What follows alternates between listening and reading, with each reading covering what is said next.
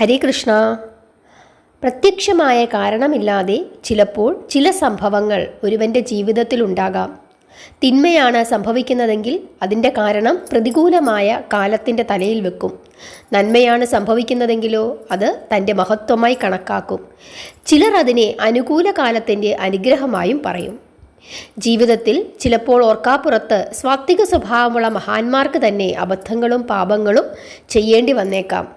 പാണ്ഡുവിനും അത്തരത്തിലുള്ളൊരു അബദ്ധം പറ്റിപ്പോയി. കാട്ടിൽ വെറുതെ ചുറ്റിക്കറങ്ങിക്കൊണ്ടിരുന്ന അദ്ദേഹം ഇണചേർന്നുകൊണ്ടിരിക്കുന്ന മാനിൻ്റെയും പേടമാനിൻ്റെയും നേരെ 5 അമ്പുകൾ എയ്തു. മാനിൻ്റെ രൂപത്തിലുണ്ടായിരുന്നത് കിംദമൻ എന്ന മഹാമുനിയായിരുന്നു. കിംദമ മുനി പാണ്ഡുവിനെ ശപിച്ചു.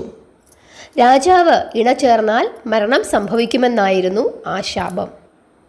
ഹരേ കൃഷ്ണ.